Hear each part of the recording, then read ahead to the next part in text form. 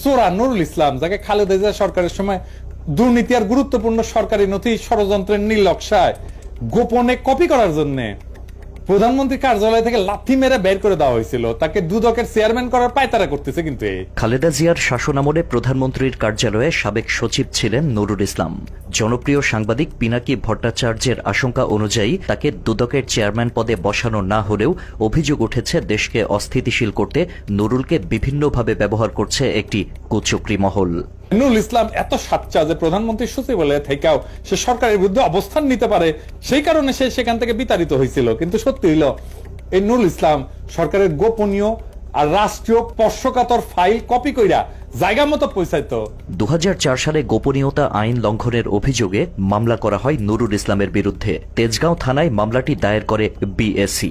মামলার অভিযোগে বলা হয়, অফিসিয়াল সিক্রেটস অ্যাক্ট লঙ্ঘন করে অত্যন্ত গোপনীয় তথ্য ফাঁস করেছেন নুরুল ইসলাম। ওই অভিযোগে আরও বলা হয়, ব্যক্তিগত সচিবের কক্ষে কম্পিউটার, স্ক্যানার ও সিডি রাইটার ব্যবহার করে ওইসব সিডি প্রস্তুতের নির্দেশ দেন নুরুল। আলী ইমাম মজুমদার আপনাকে বলবে যে নুরুল ইসলাম সৎ আর দুর্নীতির বিরুদ্ধে অবিচল বইলা তার সহ্য হয় নাই। আসলে বেটা ফাইল চোর। নিশ্চিত আপনি নিজে খোঁজ নেবেন, ভালো করে খোঁজ নেবেন। আমার কথা বিশ্বাস করার দরকার নাই, আপনি নিজের লাইনে খোঁজ নেন। আপনি বায়াস হওয়ারও দরকার নাই, আপনি নিজের লাইনে খোঁজ নিয়ে দেখেন এক ফাইল চোরা কিনা। নিশ্চিত থাকেন এই হারামজাদা আপনার বিরুদ্ধে একই কাজ করবে। যদিও বিএনপি জামায়াত জোট সরকারের মেয়াদ শেষে নুরুল ইসলামের বিরুদ্ধে করা মামলাটি অবৈধ ঘোষণা করে হাইকোর্ট। পরে খালেদা জিয়ার পরিবারের বিরুদ্ধে করা দুদকের মামলায় সাক্ষী দেন নুরুল ইসলাম। শুধু খালেদা জিয়া ও তার পরিবারের বিরুদ্ধে সাক্ষী দেয়াই নয়, অভিযোগ রয়েছে ভারতীয় মদতপুষ্ট আওয়ামী লীগকে সুবিধা করে দিতে প্রথম আলো ও ডেইলি স্টারের সঙ্গে মিলে নীল নকশায় মেতে ওঠেন নুরুল ইসলাম। ধারণা করা হয়, সেই নীল নকশার অংশ হিসেবেই বিএনপি ও খালেদা জিয়াকে বেকায়দায় ফেলতে 2008 সালের জাতীয় সংসদ নির্বাচনের আগে নুরুলের একটি সাক্ষাৎকার প্রকাশ করে প্রথম আলো। পরে একই সাক্ষাৎকারই ইংরেজিতে অনুবাদ করে ছাপায় ডেইলি স্টার। ওই সাক্ষাৎকারে খালেদা জিয়া, তারেক রহমান সহ জিয়া পরিবারের বিভিন্ন জন দুর্নীতির সঙ্গে জড়িত বলে দাবি করেন নুরুল। তবে গত অভ্যুত্থানে শেখ হাসিনা পতনের পর বিচারের পথ তৈরি হয় বাংলাদেশে। প্রথম আলো আর ডেইলি স্টার নুরুল ইসলামকে দিয়ে নীল নকশা সাজালেও এত বছর পর এসে সেসব পরিষ্কার হয়েছে স্বচ্ছ পানির মতোই। কারণ অন্তর্বর্তী সরকার দায়িত্ব নেয়ার পর মামলা থেকে খালাস পেয়েছেন সাবেক প্রধানমন্ত্রী খালেদা জিয়া ও বিএনপির ভারপ্রাপ্ত চেয়ারম্যান তারেক রহমান। ধোপে টেকেনি নুরুল ইসলামের দাবি প্রকাশ করা প্রথম আলো ও ডেইলি স্টারের কোনো নীল নকশা। আইনের মাধ্যমেই যেহেতু প্রমাণ হয়েছে খালেদা জিয়া ও তারেক রহমান নির্দোষ ছিলেন, অতএব প্রথম আলো আর ডেইলি স্টারে প্রকাশিত নুরুলের সাক্ষাৎকারের তথ্য যে মিথ্যে ছিল প্রমাণিত হয়েছে সেটিও।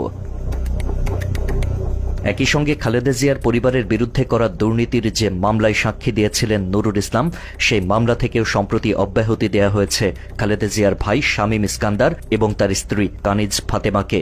নুরুলকে নিয়ে যে নাটক সাজিয়েছিল প্রথম আলো ও ডেইলি স্টার, তার আরেকটি প্রমাণ মামলা থেকে তাদের এই অব্যাহতি পাওয়া। এছাড়া নুরুল ইসলামের তথ্য ফাঁসের যে মামলাটি অবৈধ ঘোষণা করা হয়, সেটির রায় দেন বিচারপতি এবিএম খায়রুল হক এবং মমতাজউদ্দিন আহমেদ। সেই সঙ্গে নুরুলের পক্ষে মামলায় উপস্থিত ছিলেন আইনজীবী আনিসুল হক, তৌফিকা করিম ও শেখ বাহারুল ইসলাম। দুই বিচারপতি এবং প্রত্যেক আইনজীবী ছিল আওয়ামীপন্থী। অর্থাৎ এইসব আইনজীবী এবং প্রথম আলো আর ডেইলি স্টার সে সময় একইভাবে বাস্তবায়ন করেছে আওয়ামী লীগ ও ভারতের এজেন্ডা। তবে এত সবকিছুর পরও এখনও থেমে নেই নুরুল ইসলামের ষড়যন্ত্র। ফ্যাসিস্ট হাসিনার চর ও ষড়যন্ত্রকারী নুরুল বর্তমানে সৎ ও ন্যায়পরায়ণ কর্মকর্তার রূপ ধারণ করে অনুপ্রবেশ করেছে ডক্টর ইউনূসের সরকারে। পুরস্কার হিসেবে বাগিয়ে নিয়েছেন বিশাল পদ। সরকারি প্রতিষ্ঠান গ্যাস ট্রান্সমিশন কোম্পানি লিমিটেড বা জিটিসিএল এর বোর্ড চেয়ারম্যানের পদে বসেছেন তিনি। পাশাপাশি উদ্দীপন নামক একটি এনজিওর প্রশাসক হিসেবে দায়িত্ব পেয়েছেন নুরুল ইসলাম। নির্বাচন করে উদ্দীপনের কমিটির কাছে ক্ষমতা হস্তান্তর করাই মূল দায়িত্ব সাবেক এই সচিবের। এছাড়া প্রতিষ্ঠানের মধ্যে কোনো অসঙ্গতি থাকলে সেটি নিরূপণের দায়িত্বও বর্তায় নুরুলের ওপর। তবে সমাজসেবা অধিদপ্তরের মাধ্যমে এনজিওটিতে নিয়োগপ্রাপ্ত নুরুল এখন পর্যন্ত প্রতিষ্ঠানটিতে নির্বাচন দেওয়ার দৃশ্যত কোনো উদ্যোগ গ্রহণ করেননি, বরং 3 মাসের জন্য নিয়োগপ্রাপ্ত হলেও ইতিমধ্যেই প্রশাসক হিসেবে 2 মাস মেয়াদ বেড়েছে তার। এ অবস্থায় গুঞ্জন উঠেছে আরও বাড়ানো হবে নুরুলের পদের মেয়াদ।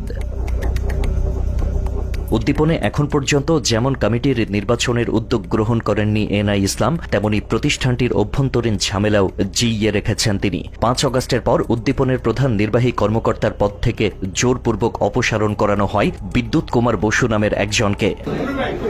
15 মিনিটসের কাছে পৌঁছানো এই ভিডিওতে দেখা যাচ্ছে চাকরিচ্যুত করতে জোর করে স্বাক্ষর নেওয়া হচ্ছে বিদ্যুৎ কুমারের। অভিযোগ রয়েছে উদ্দীপনের HR পদে কর্মরত সৈয়দ মনির হোসেনের নেতৃত্বে অপসারণ করা হয় বিদ্যুৎকে।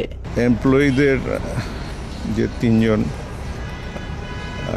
মনির সাহেব আছেন তার মধ্যে, এবং তার নেতৃত্বে এগুলো ঘটে। বাট তার সাথে তখনকার যে বোর্ড মেম্বার এনআই খান সাহেব, উনি কোনো ব্যবস্থা নেওয়ার না কারণে এই বিষয়টাকে আরও বেশি ঘটেছে। এ ব্যাপারে মনির হোসেনের সঙ্গে যোগাযোগ করা হলে তিনি বিদ্যুৎ কুমারকে দুর্নীতিগ্রস্ত আখ্যা দিয়ে বলেন বিদ্যুৎ স্বেচ্ছায় নিজের পদ থেকে দায়িত্ব ছেড়ে দিয়েছেন।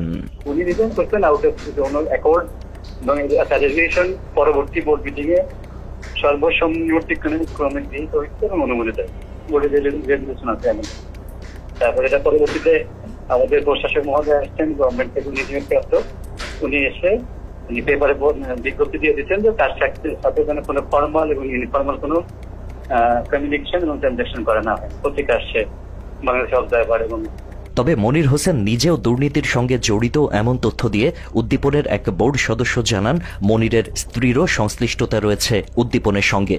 কক্সবাজার, যশোর, বেনাপোল, পটুয়াখালী, কুয়াকাটা, পোড়াপান নিয়ে এই গত এক মাসের মধ্যে ঈদের আগে 5 টাকা গেছে, মিনিমাম 2 থেকে 2.5 লাখ টাকা খরচ করছে কি অফিসের টাকা, এবং শুধুমাত্র তার বউ, এবং তার বউ হলো এখন উদ্দীপন চালাচ্ছে। অন্যদিকে আশিকুল ইসলাম খান নামের অন্য আরেকজন উদ্দীপনের কর্মী বলেন অন্যায়ের প্রতিবাদ করাই ক্ষতিগ্রস্ত হয়েছেন তিনিও। প্রশাসক নুরুল ইসলামের সঙ্গে যোগাযোগ করেও কোনো প্রতিকার পাননি তিনি, উল্টো তার অভিযোগের নথি ছুঁড়ে ফেলে দেন নুরুল।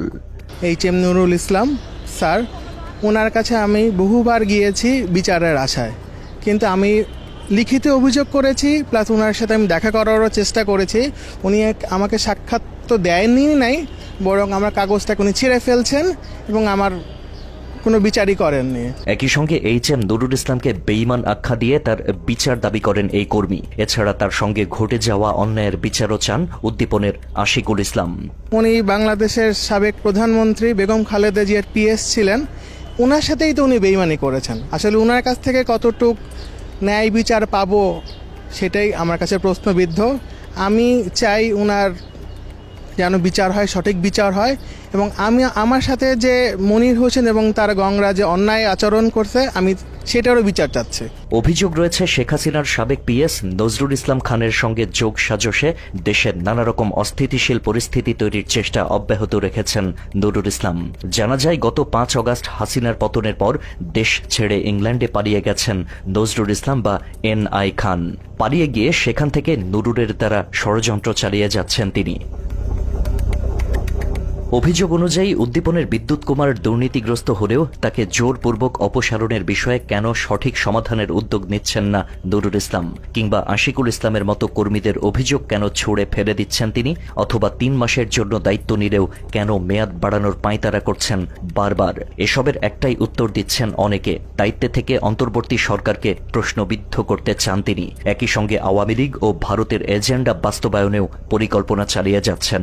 খালেদা জিয়ার পরিবারকে নিয়ে প্রথম আলোর সঙ্গে নীল নকশাকারী নুরুল।